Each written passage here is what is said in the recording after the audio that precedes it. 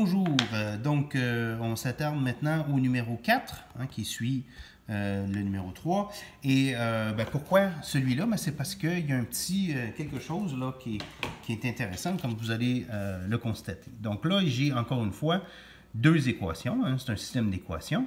J'ai y égale à 7x moins 6, et j'ai 2y égale à 14x moins 8. Donc, comme d'habitude, si on veut utiliser la méthode de comparaison, on va simplement s'arranger pour que tout soit sous la forme y égale à ax plus b.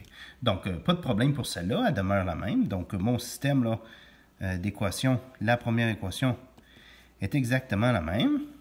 Et pour la deuxième équation, il faut que je divise par 2, parce que j'ai un facteur 2 ici. Si je veux isoler y, je dois diviser par 2.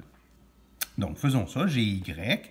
Et je divise par 2 aussi à droite. Donc, 14x divisé par 2, ça fait 7x. Et moins 8 divisé par 2, ça fait moins 4. Oh, là, j'ai un petit problème. Regardez, là.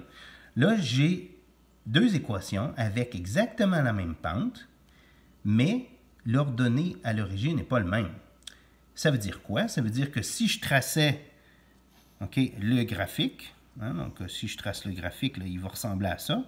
Là, c'est à main levée, c'est un petit croquis. Il y a en fait les points d'intersection, l'ordonnée à l'origine, il est en dessous de l'axe des x, parce que c'est un chiffre négatif. Donc j'en ai un qui part à moins 4, puis j'en ai un autre qui est plus bas, il part à moins 6. Là. Je ne suis peut-être pas à l'échelle comme il faut, là. Mais ils ont exactement la même pente. Ça veut dire qu'il y en a un qui s'en va comme ça, et puis l'autre, il s'en va comme ça. Là, j'ai fait ça à la main sans règle. Mais ces deux droites-là sont, en principe, totalement parallèles. Donc, où est-ce qu'il y a le point d'intersection? Il n'y en a pas de point d'intersection. Ça veut dire qu'il n'y a pas de réponse. Il n'y a aucun x, il n'y a aucun couple x-y qui vont être vrais à la fois pour celui-là et pour celui-là. Parce que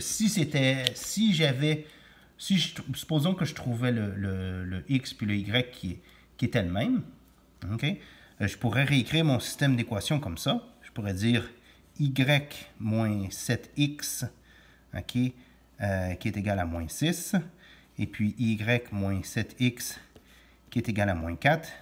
Mais si j'avais le même y puis le même x dans les deux équations, ça ne pourrait pas à la fois être égal à moins 6 et être égal à moins 4. Ça ne fait pas de sens. Donc, quand vous avez quelque chose comme ça, il n'y a pas de solution. C'est tout.